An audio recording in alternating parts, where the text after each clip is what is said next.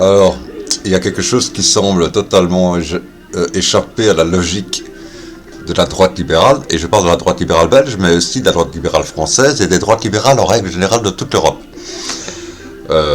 C'est-à-dire que ils ne comprennent pas. Regardez, comparons. L'Espagne, avec un taux de chômage dépassant les 10%, est officiellement le quatrième moteur économique de l'Europe. Et a chez Moody's et Standard & Poor's une meilleure note que, par exemple, l'Italie qui n'a que 3% de chômeurs, pas 10% de chômeurs, 3% de chômeurs, mais qui est ultra endettée à un pourcentage qui dépasse ce pourcentage de 180% du PIB, quoi. 180% du PIB, si j'ai bien lu, ou 175% du PIB, l'Italie, la Grèce, idem, avec un taux de chômage de 3% selon l'Italie. Et pour la Grèce, c'est à peu près idem. Et qui ont des notes chez Standard & Poor's et Moody's, qui, malgré un taux de chômage de 3% seulement, à cause de leur endettement, parce qu'on dit l'endettement c'est à cause des lois sociales, mais non, on peut s'endetter pour d'autres choses, et notamment pour forcer des gens à se remettre à l'emploi alors qu'il n'en a pas besoin. Eh bien, ont une mauvaise note chez Standard & Poor's et Moody's, et la Belgique a une plus mauvaise note que l'Espagne, elle aussi. Donc l'Italie, la Grèce, qui ont un taux de chômage d'à peine 3%, ont une plus mauvaise note chez Moody's et Standard & Poor's que l'Espagne qui a dépassé 10% de taux de chômage.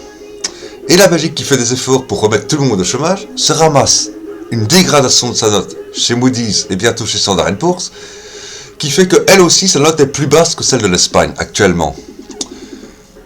Oui, mais c'est ce que la droite libérale ne comprend pas. Lorsqu'on fait exploser, lorsqu'on dynamite le sous-sol, c'est-à-dire le lumpen, les chômeurs, les mini-vexés, les malades de longue durée, lorsqu'on explose le sous-sol, qu'on l'élimine, bah c'est tout le bâtiment qui tombe. C'est tout le bâtiment qui tombe. Excusez-moi, tout ce qui est au-dessus tombe. Voilà. Il ne tombe pas d'un seul étage. Ça serait facile si ça tombait d'un seul étage. Ça tombe, comme tout un bâtiment lorsqu'on explose son sous-sol, c'est-à-dire, crac, parfois de 2 étages, 3 étages, d'un coup, sur certains côtés, sur les côtés principalement. Hein.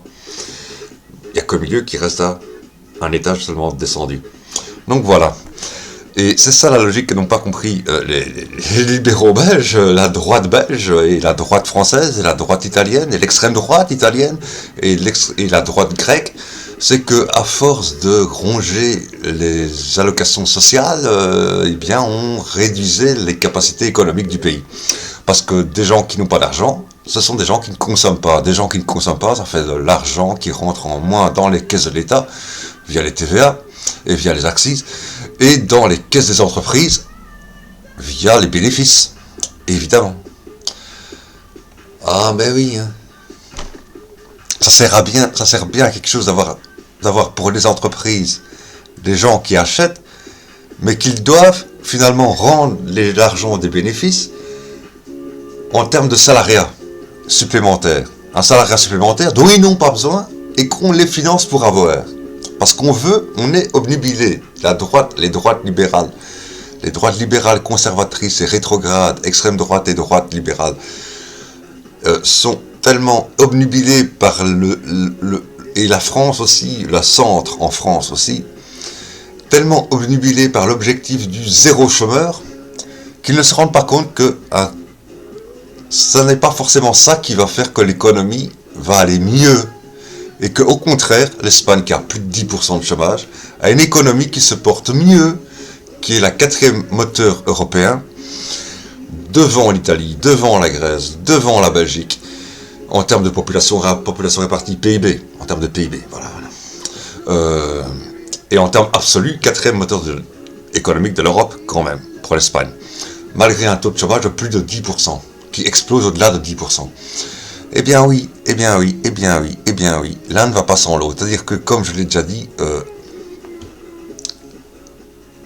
les allocations de chômage sont nées en pays capitaliste, et ce n'est pas pour rien. Voilà. C'est parce que c'est nécessaire au capitalisme.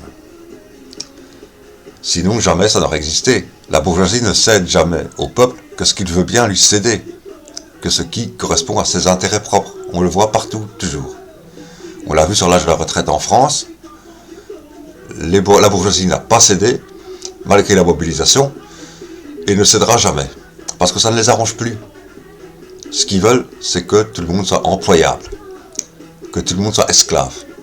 Ils n'acceptent pas des gens libres. Eh bien, l'Espagne qui accepte des gens libres, où il y a un taux de chômage de plus de 10%, qui explose à plus de 10% et qui continue de grimper jour après jour, a une meilleure note à Moody's et Standard & Poor's, un moins grand niveau d'endettement par rapport à son PIB que l'Italie et la Grèce, qui ne sont qu'à 3% de taux de chômage, pas à 10%, à 3% seulement. Voilà, c'est de la logique économique. Quand on explose le sous-sol, c'est tout le bâtiment qui s'écroule. L'un ne va pas sans l'autre. Les riches ne vont pas sans les pauvres. Si on tue les pauvres, les riches tombent. Voilà, tout simplement.